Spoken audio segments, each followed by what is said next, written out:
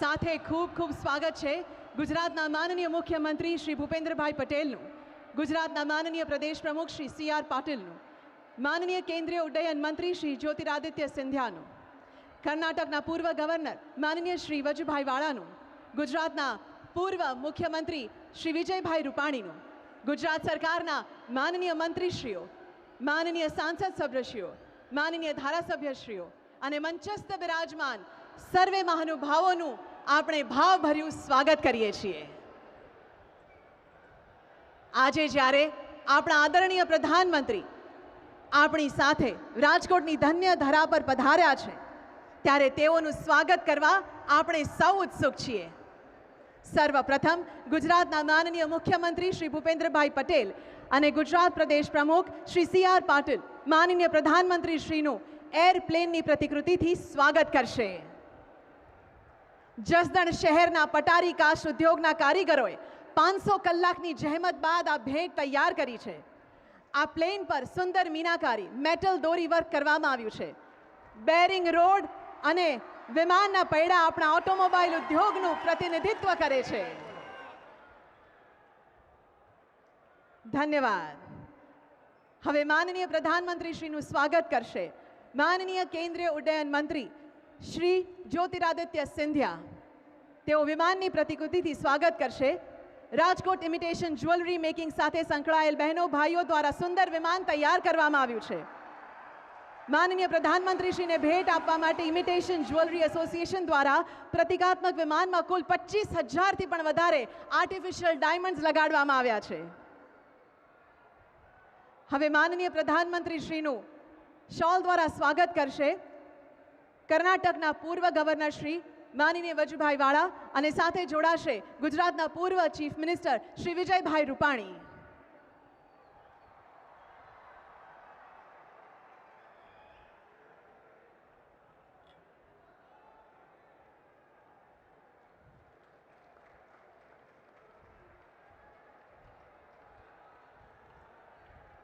ધન્યવાદ. હવે માનનીય મંત્રીશ્રીઓ આલ્ફ્રેડ હાઈસ્કૂલની ફ્રેમ તથા શોલથી માનનીય પ્રધાનમંત્રીશ્રીનું સ્વાગત કરશે. શ્રી રાઘવજીભાઈ પટેલ, શ્રી બળવંતસિંહ રાજપૂત, શ્રી કુંવરજીભાઈ બાવળિયા અને શ્રીમતી ભાનુબેન બાબરિયા.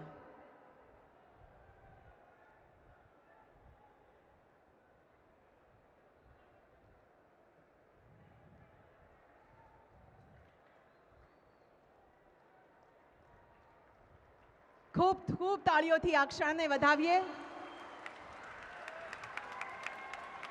ધન્યવાદ. હવે માનનીય પ્રધાનમંત્રીશ્રીનું સુંદર ભેટથી સ્વાગત કરશે રાજકોટ શહેરના માનનીય સાંસદ સભ્યશ્રીઓ અને માનનીય ધારાસભ્યશ્રીઓ શ્રી મોહનભાઈ કુંડારિયા, શ્રી રામભાઈ મોકરિયા, શ્રી ઉદયભાઈ કાનગડ, ડૉક્ટર દર્શિતાબેન શાહ અને શ્રી રમેશભાઈ તિલાળા.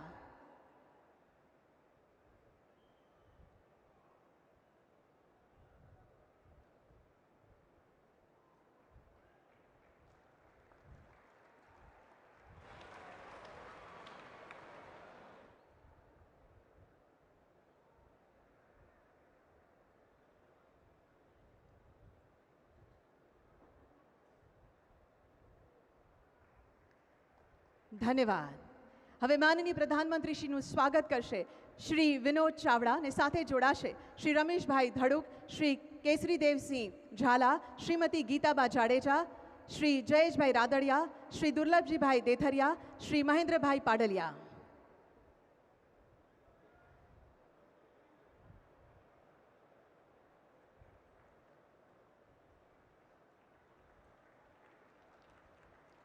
અભિવાદન કરશે.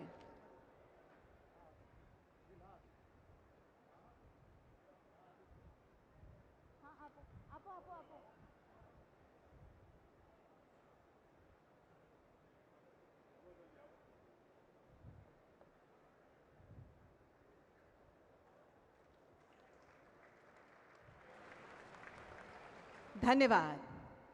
હવે માનનીય પ્રધાનમંત્રીશ્રીનું વિવિધ ભેટ સાથે ભાવભર્યું સ્વાગત કરશે માનનીય એમપી અને ઝોન પ્રભારી Shri Vinodbhai Chavda, state BJP vice president Shri Bharatbhai Bogra, રાજકોટના મેયર શ્રી પ્રદીપભાઈ ડવ અને સાથે જોડાશે શ્રી ભૂપતભાઈ બોદર, જિલ્લા પંચાયત પ્રમુખ શ્રીમતી બીનાબેન આચાર્ય, શ્રી પ્રકાશભાઈ સોની, શ્રી મુકેશભાઈ દોશી, શ્રી અશ્વિનભાઈ મોલિયા અને ડૉક્ટર માધવ દવે, સાથે શ્રી વિરેન્દ્રભાઈ ઝાલા. હવે રાજકોટ જિલ્લાના વિવિધ પદાધિકારીઓ માનનીય પ્રધાનમંત્રીશ્રીનું હર્ષભર સ્વાગત કરશે. શ્રી ધવલભાઈ દવે, શ્રી અલ્પેશભાઈ ઢોલરિયા, શ્રી નરેન્દ્રસિંહ જાડેજા, શ્રી હરેશભાઈ હેરભા અને શ્રી રવિભાઈ બાંકડિયા.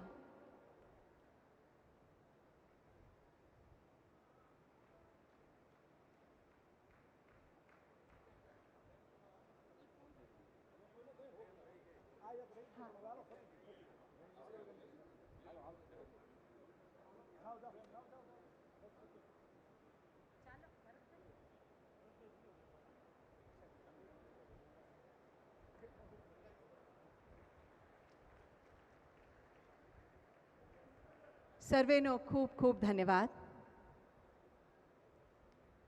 હવે આપણા ગુજરાત રાજ્યના માનનીય ઉદ્યોગ મંત્રી શ્રી બળવંતસિંહ રાજપૂતને તેઓના સ્વાગત સંબોધન માટે નમ્ર નિવેદન કરીએ છીએ.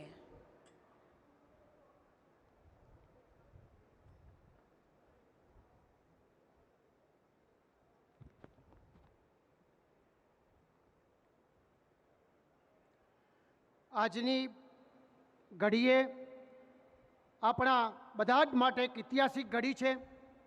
સૌરાષ્ટ્ર પંથકમાં આજે કરોડો રૂપિયાના લોકાર્પણ થવાના છે, ત્યારે આપની વચ્ચે ઉપસ્થિત એવા અનેક દેશોના સર્વોચ્ચ એવોર્ડ મેળવનાર, નયા ભારતના રચેતા, સમગ્ર વિશ્વમાં જેનો ડંકો વાગે છે એવા આપણા સૌના હૃદય સમ્રાટ એવા ભારતના લોકલાડીના યશસ્વી પ્રધાનમંત્રી નરેન્દ્રભાઈ મોદી સાહેબ,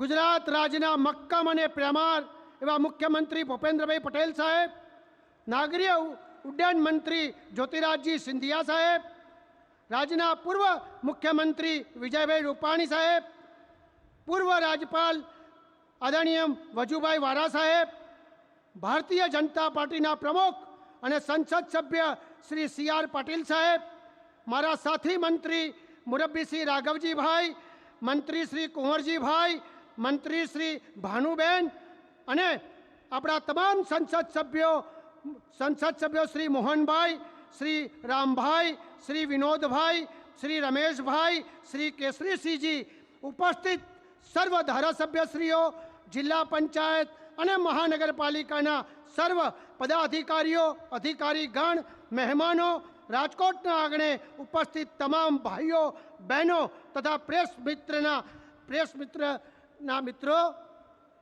આપણા વડાપ્રધાનની એક વિશેષ ખાસિયત છે કે જેનું ખાતમુહૂર્ત કરે એનું જ લોકાર્પણ કરે. આજે વડાપ્રધાન આજે રાજકોટ ખાતે 1405 કરોડ રૂપિયાના ખર્ચે તૈયાર થયેલું અતિ આધુનિક એરપોર્ટનું લોકાર્પણ થવાનું છે, તથા જેમ સુજલામ સુફલામ યોજના મારફત સમગ્ર ઉત્તર ગુજરાતના પાણીનો પ્રશ્ન હલ કર્યો, તેમ સૌરાષ્ટ્ર વિસ્તારની જનતાને પાણીનો પ્રશ્ન માટે સૌની યોજનાની કલ્પનાનો સાકાર સ્વરૂપ આપવાનો યશ આપણા વડાપ્રધાન શ્રીને જાય છે. ત્યારે સૌની યોજના લિંક 3ના ફીડરના લોકાર્પણ અને રાજકોટના અંદાજે 234 કરોડ રૂપિયાના વિવિધ વિકાસના કામોના લોકાર્પણ પ્રસંગે પધારેલા આપણા વડાપ્રધાન શ્રી નરેન્દ્રભાઈ મોદી સાહેબને હું આનંદથી, લાગણીથી આપ સૌ વતી આવકારું છું અને આપ સૌને માનનીય વડાપ્રધાન શ્રીને તાળીઓના ગડગડાટ સાથે અભિનંદન કરવા આપ સૌને વિનંતી કરું છું. આજે સહયોગ તો જુઓ મિત્રો, રોડ, પાણી અને હવાઈ મુસાફરી એમ ત્રણેય સ્વરૂપોના લોકાર્પણ થઈ રહ્યા છે અને રાજ્યના લોકાર્પણના રાજકોટ સૌરાષ્ટ્ર લોકોને જન સુખાકારીમાં ઘણો વધારો થવાનો છે.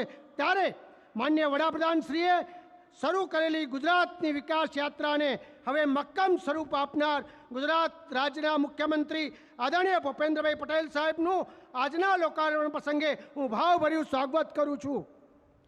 આજના પ્રસંગે આપની વચ્ચે ઉપસ્થિત કેન્દ્રીય મંત્રી જ્યોતિરાદજી સિંધિયાજીનું પણ હું સ્વાગત કરું છું.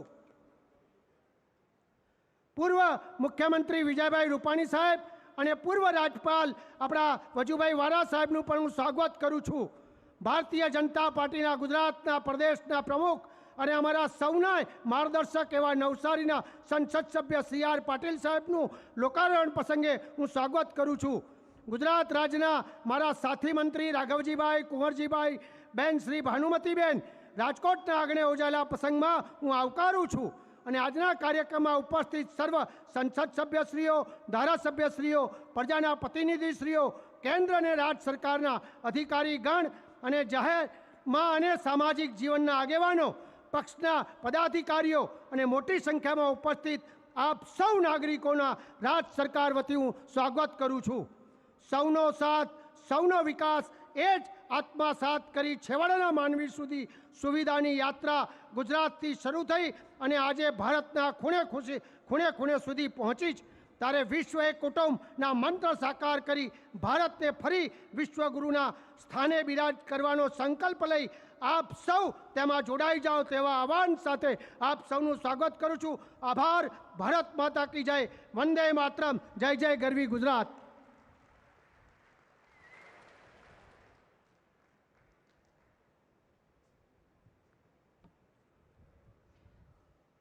माननीय मंत्री श्री, आपना उष्मापूर्ण स्वागत शब्दों माटे आपनो पण खूब खूब आभार. आज इस सुअवसर पर हमारे साथ यहाँ उपस्थित केंद्रीय नागरिक उड्डयन मंत्री श्री ज्योतिरादित्य सिंधिया हैं. मैं माननीय मंत्री श्री से निवेदन करती हूँ कि वे समस्त सभागण को संबोधित करें.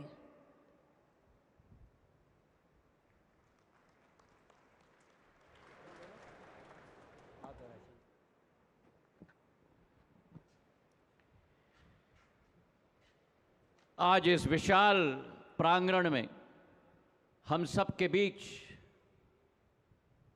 देश के यशस्वी, जिन्होंने इस देश को विश्व पटल पर उजागर करने का कार्य किया है, परम पूजनीय, परम आदरणीय यशस्वी प्रधानमंत्री नरेंद्र मोदी जी,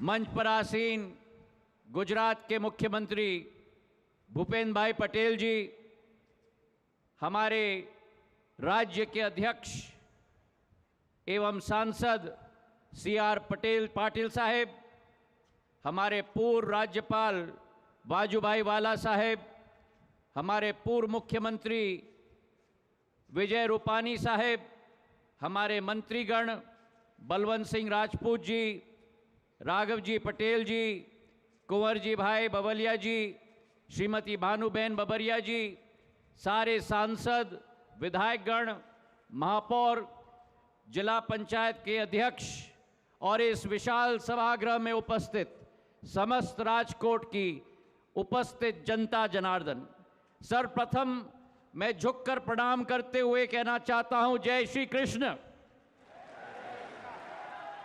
आज एक ऐतिहासिक दिन है मेरे भाई और बहनों। बापू और सरदार पटेल की पावन धुरा गुजरात में सर्वप्रथम हम अपने प्रधानमंत्री, हमारे प्रधान सेवक, गुजरात के सपूत, भारत के गौरव, परम आदरणीय प्रधानमंत्री नरेंद्र मोदी जी की तालियों की गड़गड़ाहट से स्वागत करें।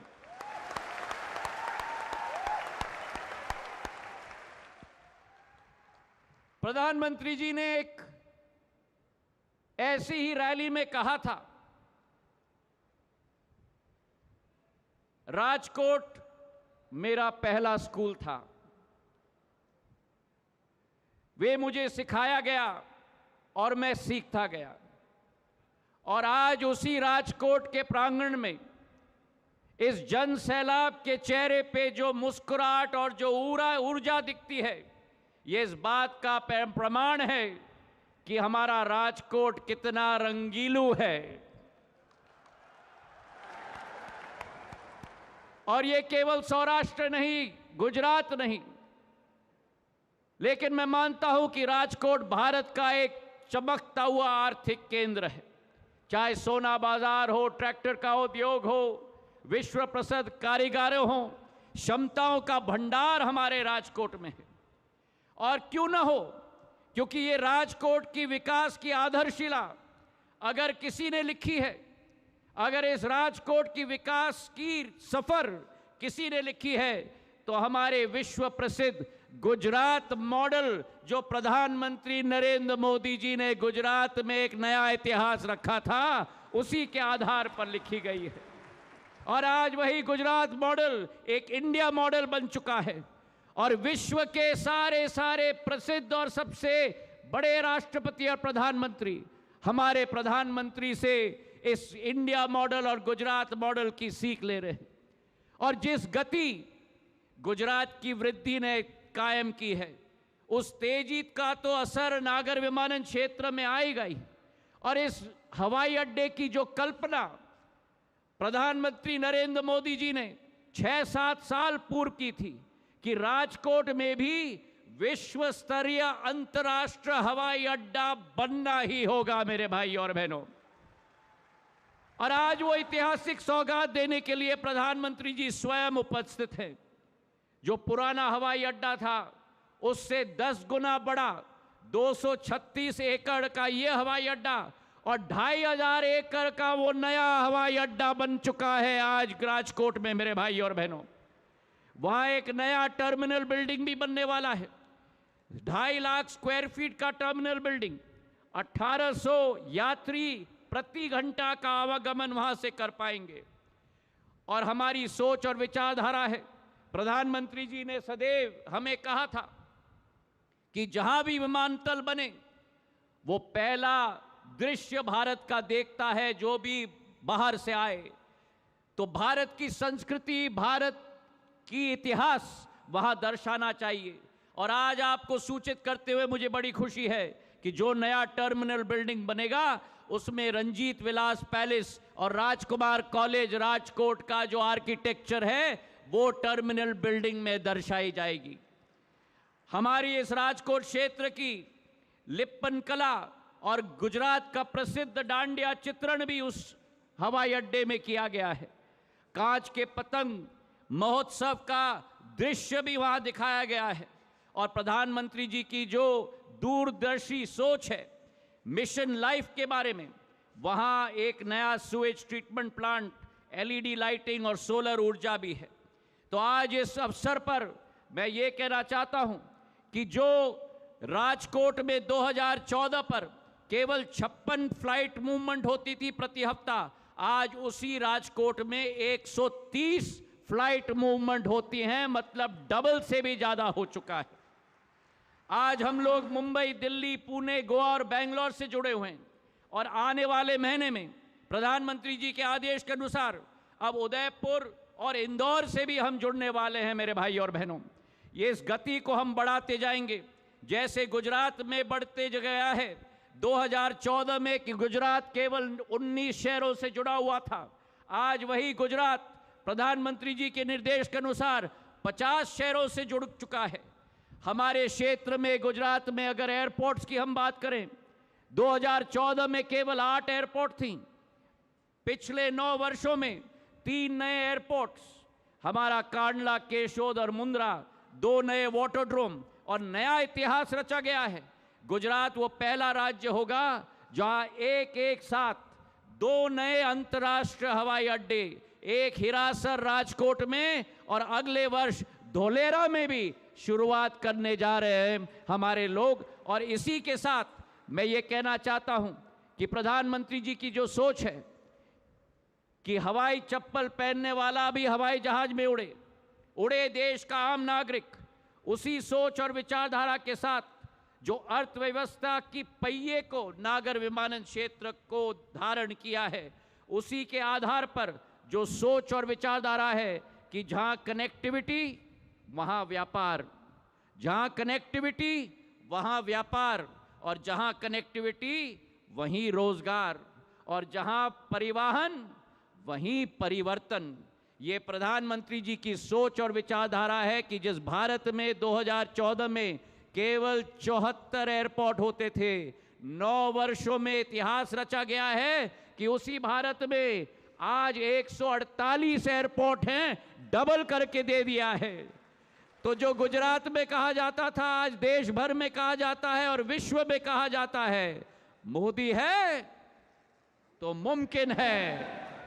और आज मेरे भाई और बहनों, इस शुभ अवसर पर हमारी यही सोच है कि गुजरात उड़े, गुजरात जुड़े और गुजरात बढ़े। इसी विचारधारा के साथ आप सब लोगों को बहुत बहुत शुभकामनाएं। धन्यवाद। जय हिंद, जय भारत।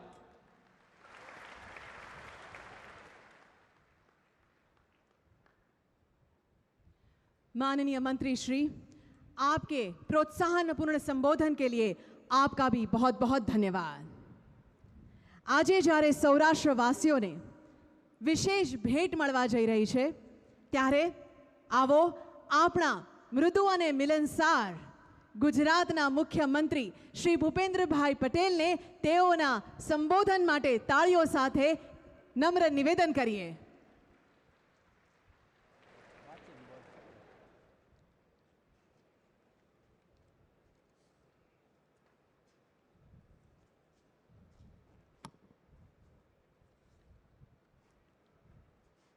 રાજકોટ મહાનગર ખાતે રાજ્ય સરકાર દ્વારા આયોજિત રૂપિયા 2033 કરોડથી વધુ રકમના વિવિધ વિકાસના કાર્યોના લોકાર્પણ કાર્યક્રમ પ્રસંગે આપણી સૌની સાથે મંચ ઉપર ઉપસ્થિત વિકાસના સ્વપ્નદ્રષ્ટા, આધુનિક ભારતના નિર્માતા, વૈશ્વિક નેતા આદરણીય વડાપ્રધાન શ્રી નરેન્દ્રભાઈ મોદી સાહેબ, केंद्रीय नागरिक उड्डयन मंत्री श्री ज्योतिराज सिंधिया जी, नवसारीना लोकप्रिय सांसद तथा यशस्वी प्रदेश अध्यक्ष श्री CR पाटिल जी, मारा साथी मंत्री श्री बळवंतसिंह राजपूत, श्री राघवजी भाई पटेल, श्री भानुबेन बाबरिया, श्री कुंवरजी भाई बावड़िया, कर्नाटकना पूर्व राज्यपाल तथा वरिष्ठ आगेवान श्री वजुभाई वाड़ा, पूर्व मुख्यमंत्री श्री विजयभाई रूपाणी, सौ सांसदश्रीओ, सौ धारासभ्यश्रीओ, जिला पंचायतना प्रमुख, मेयरश्री, सौ चूंटायेला जनप्रतिनिधिओ, संगठनना पदाधिकारीश्रीओ, उपस्थित अधिकारीगण, विशाल संख्या में उपस्थित सौ नागरिक भाईओ बहनों, प्रेस मीडियाना मित्रों, सौने मारा नमस्कार।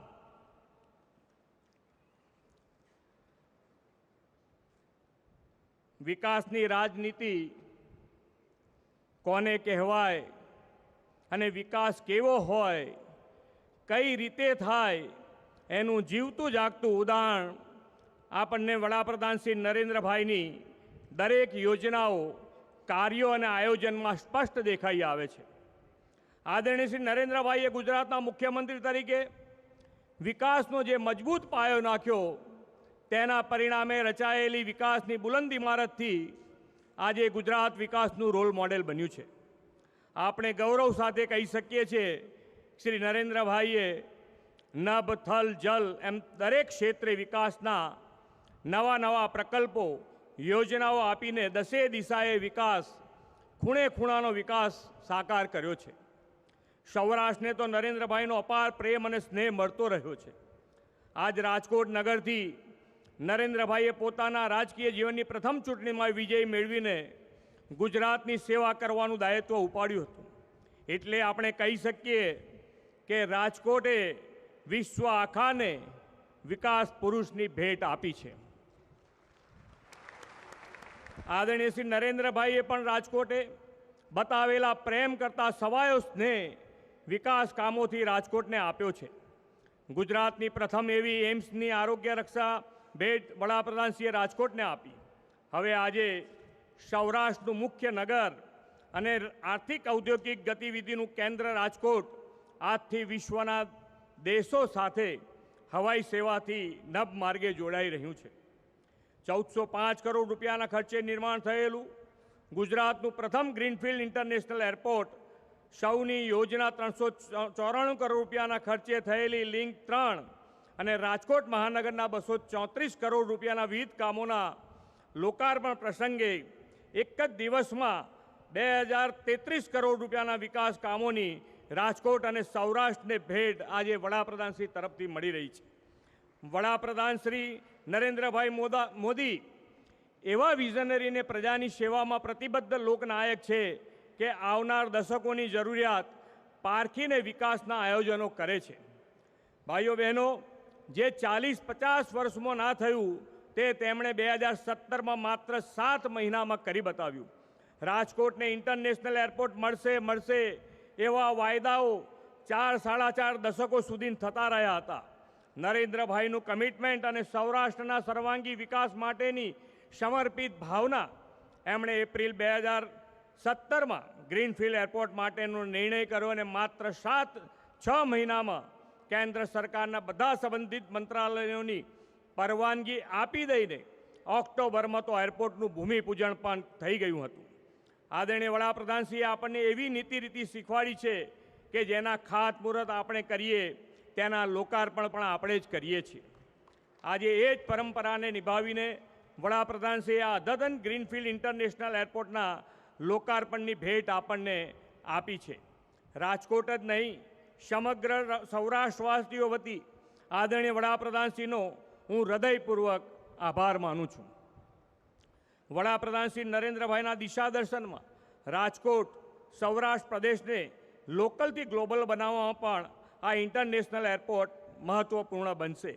મોરબીની થાનના સિરામિક ઉદ્યોગ, જામનગરના બ્રાસપાર્ટ ઉદ્યોગ, ભાવનગર અલંગના શિપ્સ રિસાયકલિંગ ઉદ્યોગ કે રાજકોટના ઓટોમોબાઈલ પાર્ટ્સ અને મેટલ ઇન્ડસ્ટ્રીઝ ઉદ્યોગ સૌ માટે આ એરપોર્ટ નિકાસ અને વેપાર વિકાસની તક પૂરી પાડશે. વડાપ્રધાનશ્રીની એક વાત બહુ સ્પષ્ટપણે કહેતા આવ્યા છે કે પાણી જ વિકાસનો આધાર છે. ગુજરાતના સર્વગ્રાહી વિકાસમાં તેમના માર્ગદર્શનમાં થયેલું પાણીદાર આયોજન એ વાતનું પ્રત્યક્ષ પ્રમાણ છે. ગુજરાત તે ખાસ કરીને સૌરાષ્ટ્ર અને ઉત્તર ગુજરાતે તો વર્ષો સુધી પાણીની યાતના વેઠી હતી. આદરણીય નરેન્દ્રભાઈએ આ સમસ્યાનો અંત લાવવાનું બીડું ઝડપ્યું. જે કોઈને ના સૂજે તે આપણા નરેન્દ્રભાઈને સૂજે અને એ કરીને પણ બતાવે. વડાપ્રધાનશ્રીએ નર્મદાના દરિયામાં વહી જતા નિરર્થક પાણી સૌરાષ્ટ્ર, કચ્છ અને ઉત્તર ગુજરાતની સૂકી ધરતીને નવપલ્લિત કરવા ઇજનેરી કૌશલ્ય કામે લગાડ્યું. નર્મદાના વધારાના પાણીમાંથી સૌરાષ્ટ્રને 1 મિલિયન એકર ફીટ પાણી પહોંચાડવાના આયોજન સાથે સૌની યોજનાનો તેમણે પ્રારંભ કરાવ્યો. પાણીનો દુકાળ હવે સૌરાષ્ટ્ર માટે ભૂતકાળ બન્યો છે અને માતા બહેનોને પાણી માટે માથે બેડા ઉચકી ગાવ સુધી જવું પડતું નથી. આજે આદરણીય વડાપ્રધાનશ્રીએ પવિત્ર પરસોત્તમ માસમાં લોકમાતા નર્મદાના નીરના લિંક 3ના 8 અને 9 એમ 2 પેકેજના રૂપિયા 393 કરોડના કામોની 95 ગામોના અંદાજે 1 લાખ લોકોને પહોંચાડવાના કામોનું લોકાર્પણ કરવા જઈ રહ્યા છે. પાણી પરમેશ્વરનો પ્રસાદ અને વિકાસનું પારસમણી છે એવી વડાપ્રધાનશ્રીએ આપણને શીખ આપેલી છે. હમ સૌ આ નર્મદા જળનો વિવેકપૂર્વક ઉપયોગ કરીને તેને જાળવીશું તેવો અમે વિશ્વાસ આપીએ છીએ. રાજકોટમાં દિવસે દિવસે વધતા જતા વિકાસને અનુરૂપ ઇન્ફ્રાસ્ટ્રક્ચર મહાનગરપાલિકા અને રાજ્ય સરકાર પૂરા પાડે છે. ટ્રાફિકની સમસ્યાના નિવારણ માટે રૂપિયા 129 કરોડના અને સૌરાષ્ટ્રને પ્રથમ મલ્ટી લેવલ ફ્લાયઓવર બ્રિજ રાજકોટને આજે મળી રહ્યો છે. આ મહાનગરમાં નવા વિકસેલા વિસ્તારો માટે water treatment plant, pipeline network, sewage treatment plant અને લાઇબ્રેરી જેવા રૂપિયા 105 કરોડના વિવિધ કામોનો પણ આજે લોકાર્પણ થવા જઈ રહ્યા છે અને રાજકોટના નાગરિકોના ઇઝ ઓફ લિવિંગમાં વૃદ્ધિ કરશે. સૌરાષ્ટ્ર રાજકોટની આ વિકાસ ગાથા શ્રી નરેન્દ્રભાઈની પ્રેરણા અને માર્ગદર્શનમાં સતત અવિરત આગળ વધતી રહેશે એવો મને વિશ્વાસ છે. વડાપ્રધાનશ્રીના નેતૃત્વમાં દેશનો અમૃતકાળ સમગ્ર સૌરાષ્ટ્ર અને ગુજરાત માટે વિકાસ અને સમૃદ્ધિનો સુવર્ણકાળ બનશે એવા વિશ્વાસ સાથે વિરમું છું. ભારત માતા કી જય. વંદે માતરમ. જય જય ગરવી ગુજરાત.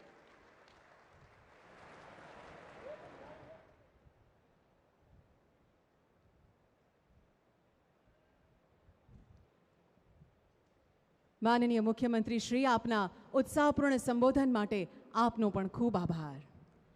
આજે આપણા દેશના યશસ્વી પ્રધાનમંત્રી શ્રી નરેન્દ્ર મોદીજી સૌરાષ્ટ્રવાસીઓને માટે અનેક સોગાતો લઈને આવ્યા છે. સૌરાષ્ટ્રને દુનિયા સાથે જોડતું રાજકોટ ઇન્ટરનેશનલ એરપોર્ટ અદ્યતન સુવિધાસભર અને મુસાફરોને બધી જ સવલતો મળી રહે તેવું છે. આ એરપોર્ટ ગુજરાતનું પહેલું ગ્રીનફિલ્ડ એરપોર્ટ છે. તો આવો તાળીઓના હર્ષ ધ્વનિથી માનનીય પ્રધાનમંત્રીશ્રીને વિનંતી કરીએ કે તેઓ રિમોટ દ્વારા આ ભવ્ય આંતરરાષ્ટ્રીય એરપોર્ટ દેશને અર્પણ કરે.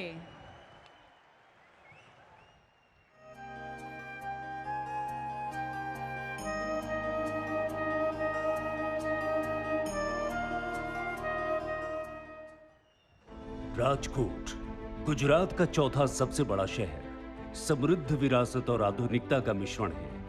अपने उत्कृष्ट हस्तशिल्प और पारंपरिक वस्त्रों के लिए प्रसिद्ध इस शहर के जीवंत बाजार क्षेत्र की कलात्मक विविधता का प्रदर्शन कराते हैं.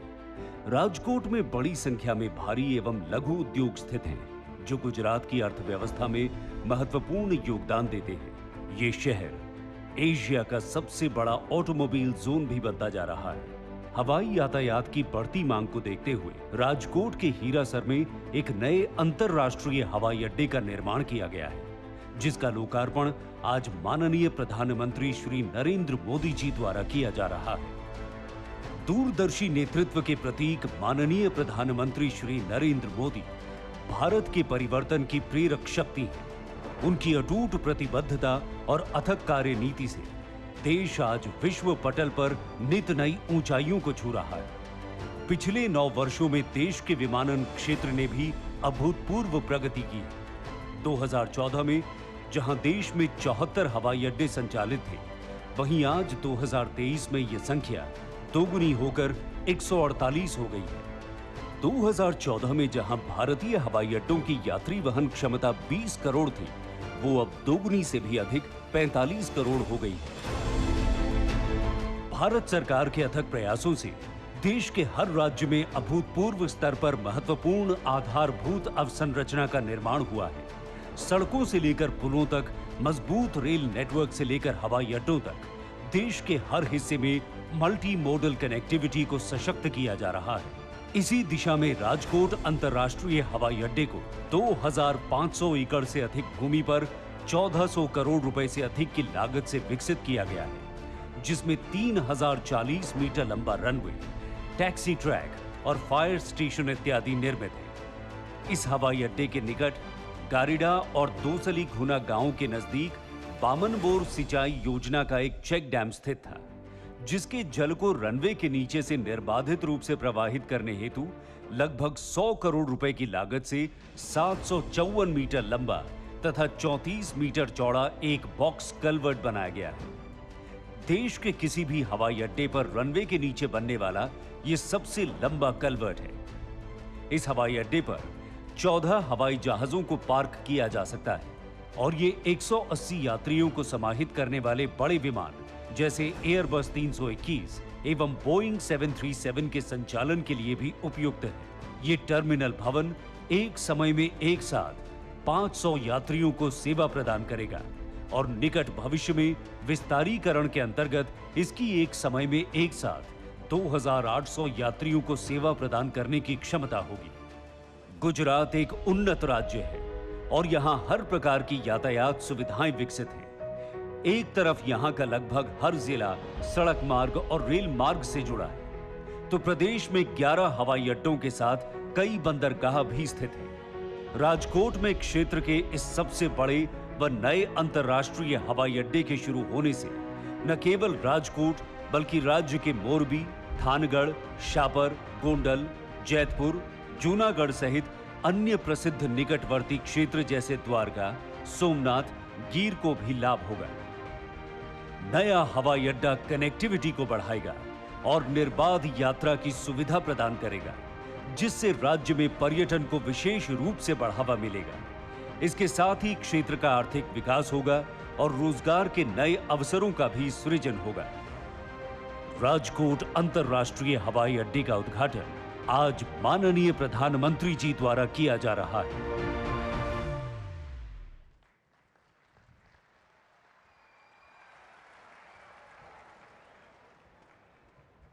માનનીય પ્રધાનમંત્રીજી, સૌરાષ્ટ્રને, ગુજરાતને અને સમગ્ર દેશને આ અનુપમ ભેટ આપવા બદલ આપનો ખૂબ ખૂબ આભાર.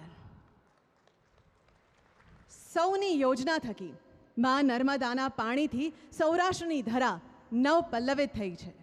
આજે સૌરાષ્ટ્રનો ખેડૂત 3 ઋતુનો પાક લેતો થયો છે.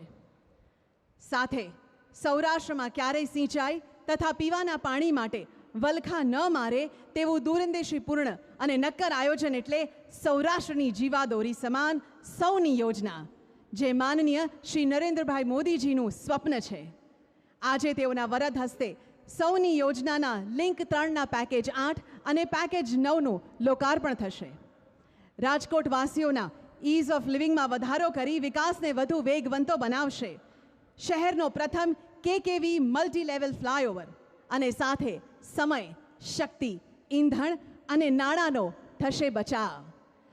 આ બ્રિજ સમગ્ર સૌરાષ્ટ્રનો પ્રથમ મલ્ટી લેવલ બ્રિજ છે, જે વિકાસની રફતાર વધારશે. સાથે સાથે આજે વિવિધ પ્રજાલક્ષી પ્રકલ્પોની પણ શહેરને ભેટ મળવાપાત્ર છે. ત્યારે આવો તાળીઓના ગુંજારવ સાથે માનનીય પ્રધાનમંત્રીશ્રીને રિમોટ દ્વારા આ તમામ લોકાર્પણ કરવા આપણે હર્ષભેર વિનંતી કરીએ.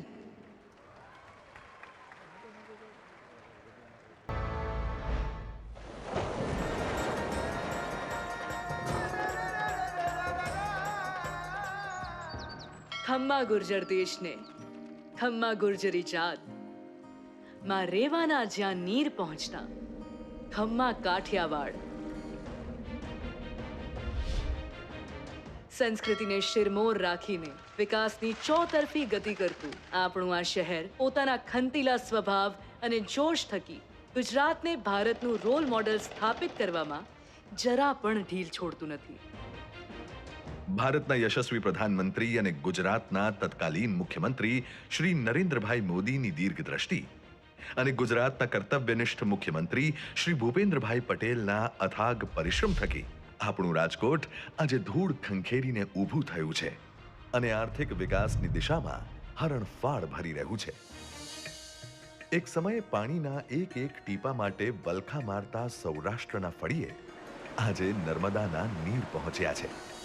આજે એક એવો નજરાણો આપવાનું મને સૌભાગ્ય મળ્યું છે કે જે આવનારા 100 વર્ષ સુધી સૌરાષ્ટ્રના જીવનને તાજગી આપશે.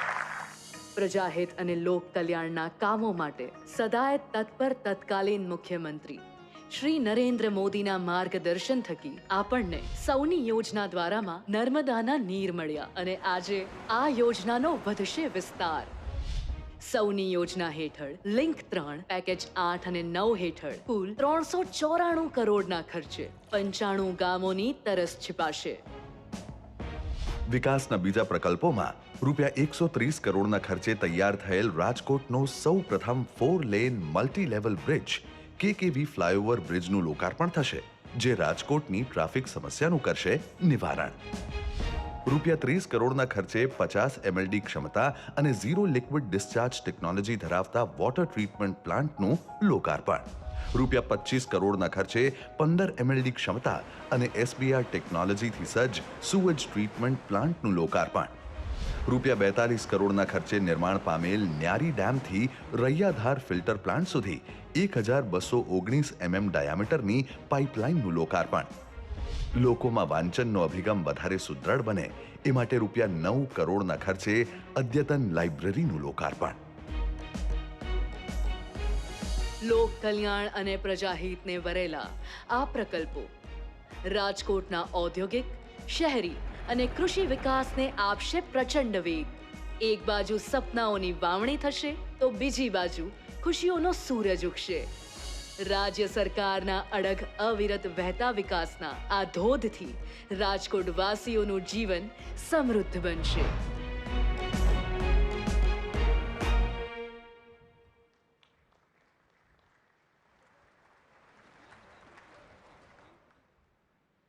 માનનીય પ્રધાનમંત્રી શ્રી સમસ્ત સૌરાષ્ટ્રવાસીઓને, રાજકોટવાસીઓને વિવિધ પ્રજાલક્ષી પ્રોજેક્ટ્સ ભેટ કરવા બદલ આપનો આભાર માનીએ છીએ. ભારત દેશના પ્રત્યેક નાગરિકની સુખાકારી, સુવિધા, વિકાસ અને નવા આયામોની હર હંમેશ દરકાર કરનાર આધુનિક ભારતને વિશ્વ ફલક પર પહોંચાડનાર દીર્ઘદ્રષ્ટા અને વિકાસ પુરુષ આપણા આદરણીય અને સન્માનનીય શ્રી નરેન્દ્ર મોદીજીને આવો તેમના વિશેષ સંબોધન માટે ખૂબ હર્ષભેર જયનાદ સાથે આવકારીએ.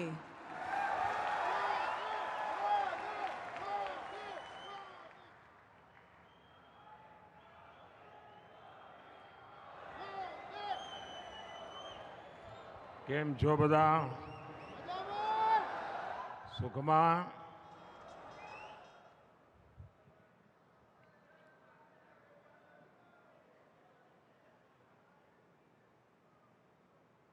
गुजरात के मुख्यमंत्री श्रीमान भूपेंद्र भाई पटेल, मंत्रिमंडल में मेरे सहयोगी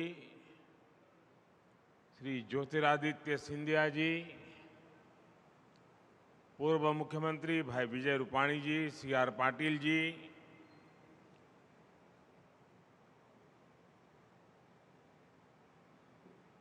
साथियों,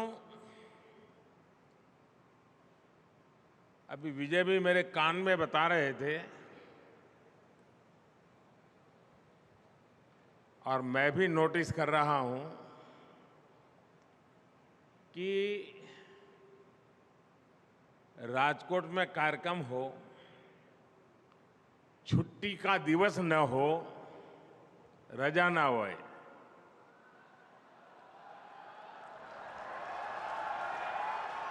અને બપોરનો સમય હોય, રાજકોટમાં કોઈ આ સમયે સભા કરવાનું ન વિચારે, ત્યાં આટલી વિશાળ જનમેદની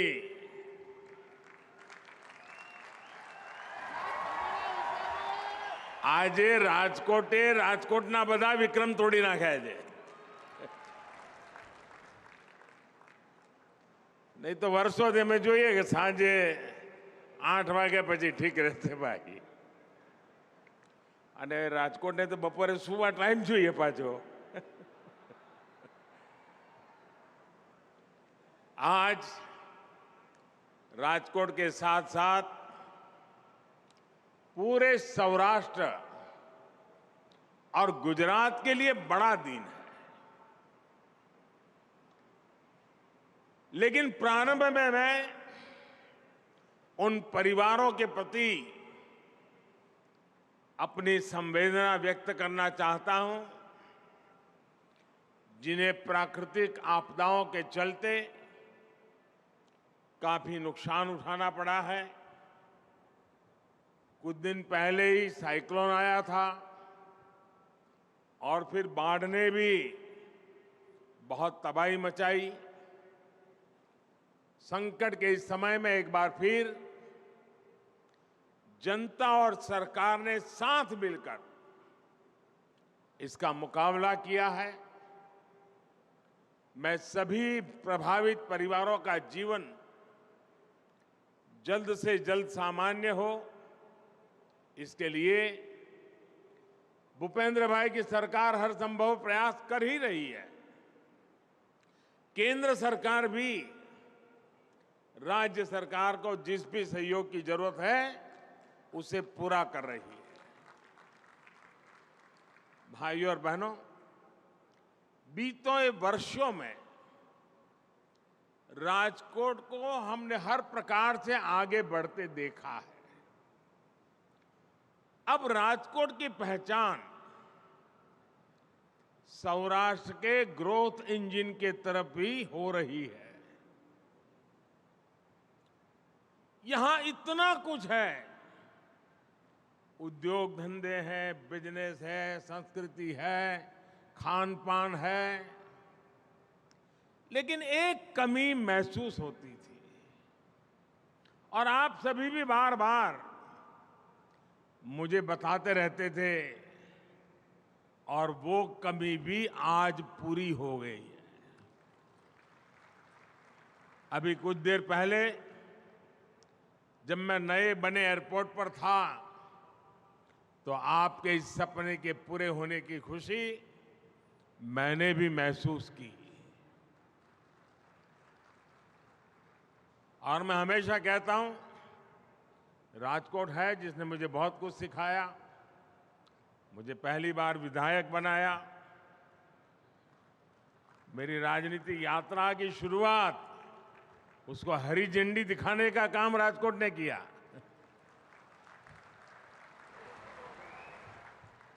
और इसलिए राजकोट का मुझ पर कर्ज हमेशा बना रहता है और मेरी भी कोशिश है कि उस कर्ज को कम करता चलूं। आज राजकोट को नया और बड़ा इंटरनेशनल एयरपोर्ट मिल चुका है। अब राजकोट से देश के साथ साथ दुनिया के अनेक शहरों के लिए भी सीधी फ्लाइट संभव हो पाएगी। इस एयरपोर्ट से यात्रा में तो आसानी होगी ही, इस पूरे क्षेत्र के उद्योगों को भी बहुत लाभ होगा। और जब मैं मुख्यमंत्री था, शुरुआती दिन थे, ज्यादा अनुभव तो नहीं था, और एक बार मैंने कहा था ये तो मेरा मिनी जापान बन रहा है।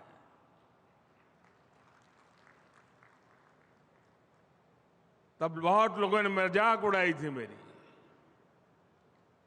लेकिन आज वो शब्द आपने सच कर करके दिखा दिए हैं।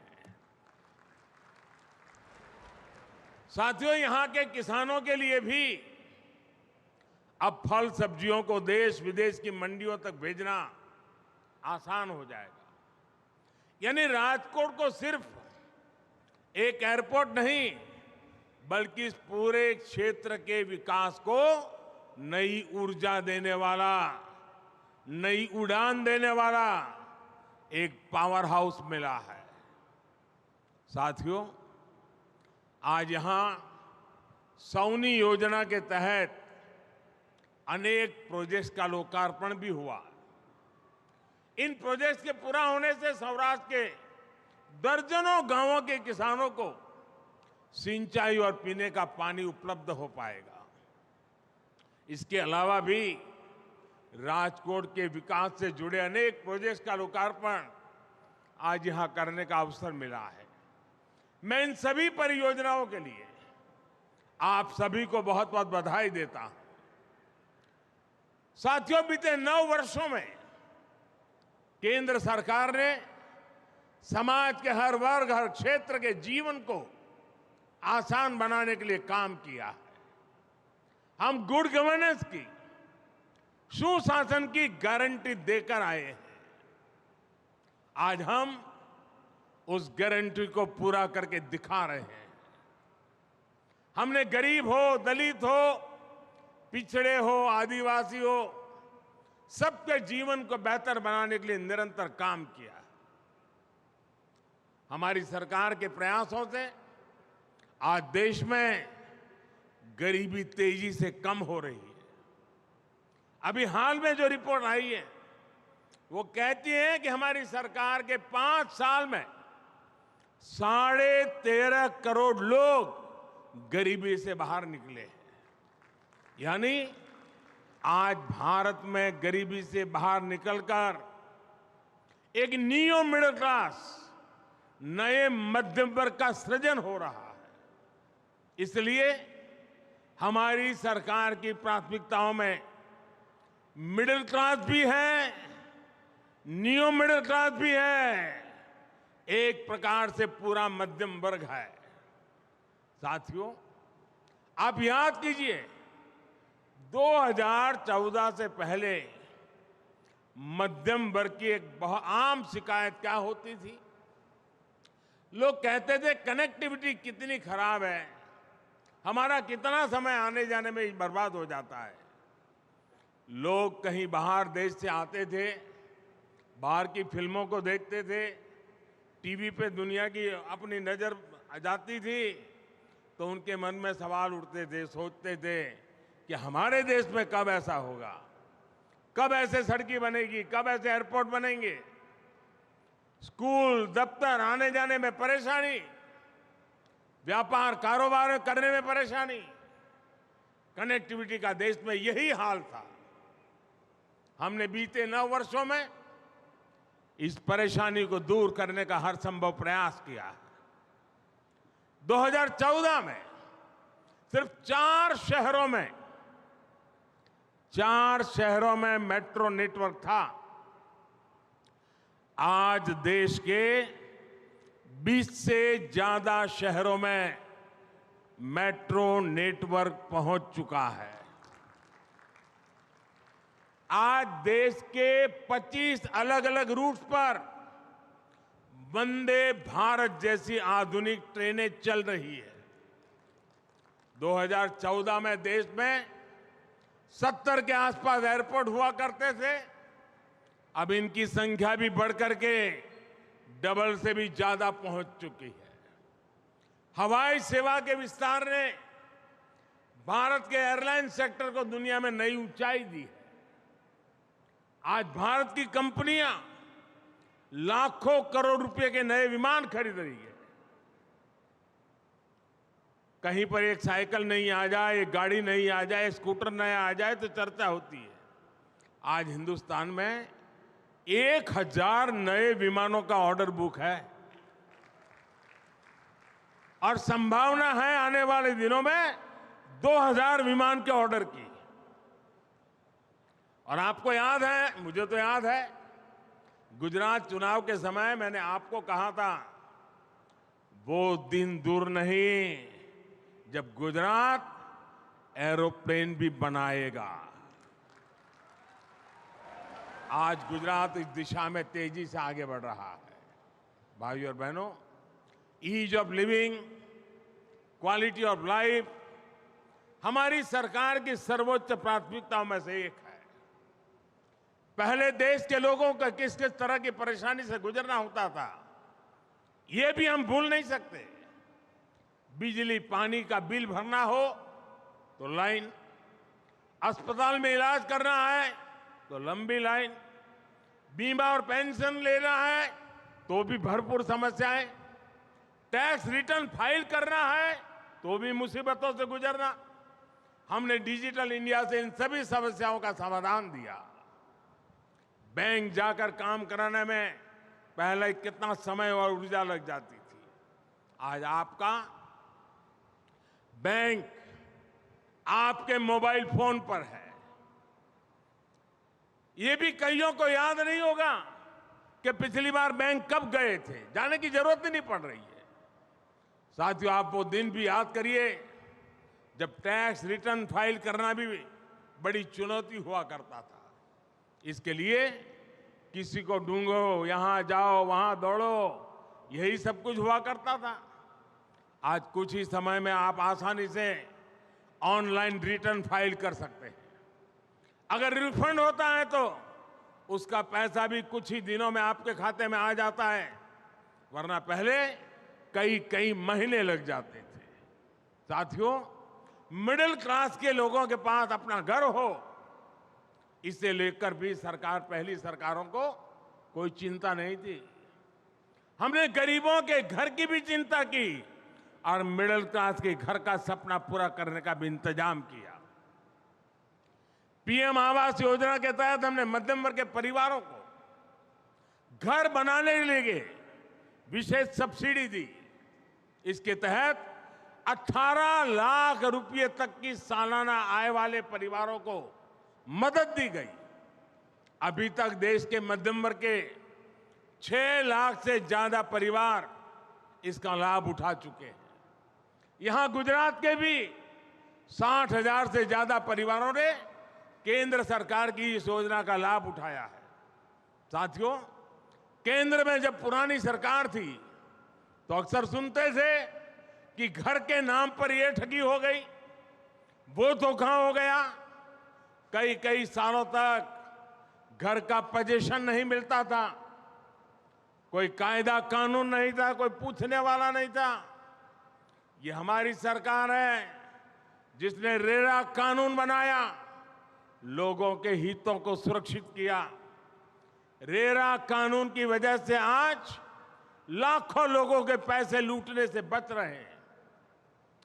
भाइयों और बहनों, आज जब देश में इतना काम हो रहा है, देश आगे बढ़ रहा है तो कुछ लोगों को परेशानी होनी बहुत स्वाभाविक है।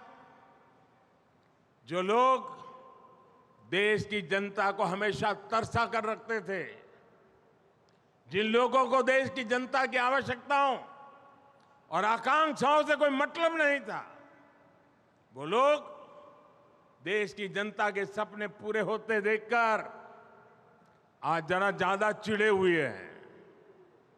और इसलिए आप देख रहे हैं आजकल इन भ्रष्टाचारियों और परिवारवादियों ने अपनी जमात का नाम भी बदल दिया है। चेहरे वही पुराने हैं, पाप भी पुराने हैं, तौर तरीके भी पुराने हैं, लेकिन जमात का नाम बदल गया है। इनके तौर तरीके भी वही है, पुराने हैं, इनके इरादे भी वही है। जब मिडिल क्लास को कुछ सस्ता मिलता है तो ये कहते हैं कि किसान को सही कीमत नहीं मिल रही। जब किसान का रिकॉर्ड क्या है, जब वो केंद्र में सत्ता में थे तो इन्होंने महंगाई दर को 10% तक पहुंचा दिया था। अगर हमारी सरकार ने महंगाई काबू में नहीं की होती तो आज भारत में कीमतें आसमान छू रही होती। अगर देश में पहले वाली सरकार होती तो आज दूध 300 रुपये लीटर, दाल 500 रुपये किलो बिक रही होती। बच्चों की स्कूल फीस से लेकर आने जाने का किराया तक सब कुछ कई गुना हो चुका होता। लेकिन साथियों, ये हमारी सरकार है जिसने कोरोना महामारी के बावजूद, रूस यूक्रेन युद्ध के बावजूद महंगाई को काबू में करके रखा है। आज हमारे आस पड़ोस के देशों में 25-30% की दर से महंगाई बढ़ रही है, लेकिन भारत में ऐसा नहीं है। हम पूरी संवेदनशीलता के साथ महंगाई कंट्रोल करने के प्रयास करते आए हैं और आगे भी करते रहेंगे। भाई और बहनों, गरीब का खर्च बचाने, मध्यम वर्ग का खर्च बचाने के साथ ही हमारी सरकार ने यह भी कोशिश की है कि मिडिल क्लास की जेब में ज्यादा से ज्यादा बचत हो। आपको याद होगा 9 वर्ष पहले तक 2 लाख रुपए सालाना कमाई पर टैक्स लग जाता था। 2 लाख की कमाई पर आज 7 लाख रुपए तक की कमाई होने पर भी टैक्स कितना है? 0, 0। 7 लाख की कमाई पर कोई टैक्स नहीं लगता। इससे शहरों में रहने वाले मध्यम वर्ग परिवारों के हर साल हजारों रुपये बच रहे हैं। हमने छोटी बचत पर, नानी बचत, अधिक ब्याज देने का भी कदम उठाया है। इस साल ईपीएफओ पर 8.25% इंटरेस्ट तय किया गया है। साथियों, हमारी सरकार की नीतियों, निर्णयों में से कैसे आपके पैसे बच रहे हैं, इसका एक उदाहरण है आपका मोबाइल फोन भी है। शायद आपका उस तरफ ध्यान नहीं गया होगा। आज अमीर हो या गरीब, अधिकांश लोगों के पास फोन जरूर होता है। आज हर भारतीय औसतन हर महीने करीब 20 GB डेटा इस्तेमाल करता है। आप जानते हैं 2014 में 1 GB डेटा की कीमत कितनी थी? 2014 में 1 GB डेटा के लिए आपको 300 रुपये देने पड़ते थे। अगर वही पुरानी सरकार आज होती तो आपको मोबाइल का ही बिल हर महीने कम से कम 6,000 रुपये देना पड़ता। जबकि आज 20 GB डेटा के लिए 300-400 रुपये का ही बिल आता है। यानी आज लोगों के हर महीने मोबाइल बिल में करीब 5,000 रुपये हर महीना बच रहे हैं। साथियों, जिन परिवारों में सीनियर सिटीजन हो, वृद्ध माता पिता हो, दादा दादी हो और कोई न कोई बीमारी हो तो परिवार में रेगुलर दवाएं लेनी पड़ती हैं। उन्हें भी हमारी सरकार योजनाओं से बहुत बचत करवा रही है। पहले इन लोगों को मार्केट में अधिक कीमत पर दवा खरीदनी पड़ती थी। उन्हें चिंता से उबारने के लिए हमने जन औषधि केंद्र पर सस्ती दवाई देने का शुरू किया। इन स्टोर की वजह से गरीब और मध्यम वर्ग के करीब 20,000 करोड़ रुपए की बचत हुई है। गरीब के लिए संवेदनशील सरकार, मध्यम वर्ग के लिए संवेदनशील सरकार एक के बाद वो कदम उठाती है ताकि सामान्य नागरिक के जेब पर बोझ न बढ़े।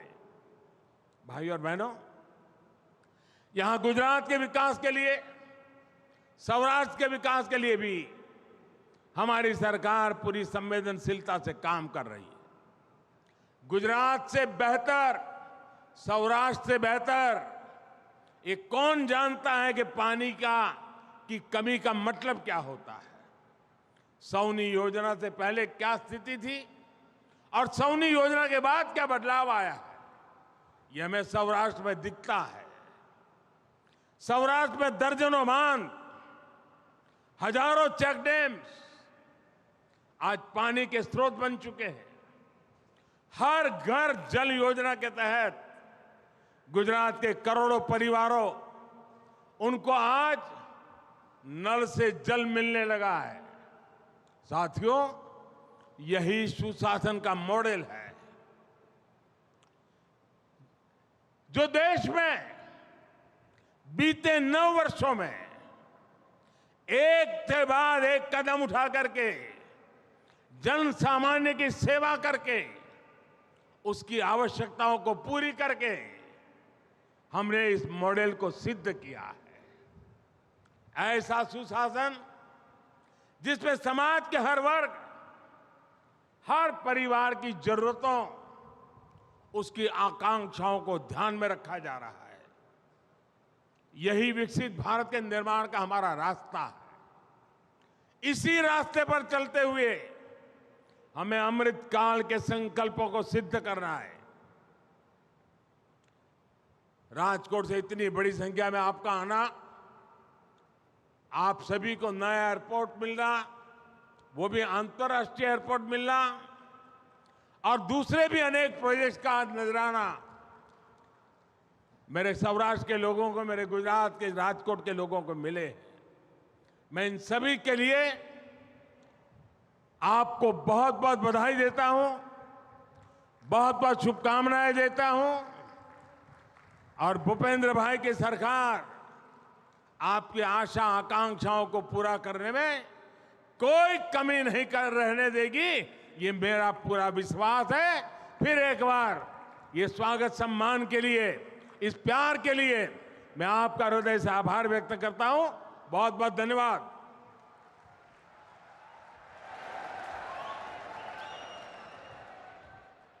આવો માનનીય પ્રધાનમંત્રીશ્રીનો અનેક ભેટ આપવા બદલ, મહત્વપૂર્ણ ઉપસ્થિતિ બદલ અને સમગ્ર રાજકોટ અને સમગ્ર સૌરાષ્ટ્ર વતી આપણે હૃદયસ્થ આવજો કહીએ અને ફરી પધારવા નિમંત્રણ આપીએ।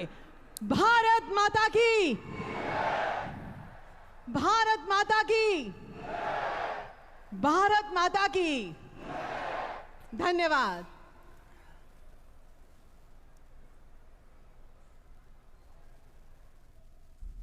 गुजरात के राजकोट से आप ये सीधा प्रसारण देख रहे थे, जहां पर कि प्रधानमंत्री नरेंद्र मोदी ने राजकोट अंतर्राष्ट्रीय हवाई अड्डे के साथ साथ कई विकास परियोजनाओं का उद्घाटन किया और इस मौके पर प्रधानमंत्री ने कई अहम बात कही। प्रधानमंत्री ने कहा कि हमारी सरकार की कोशिशों में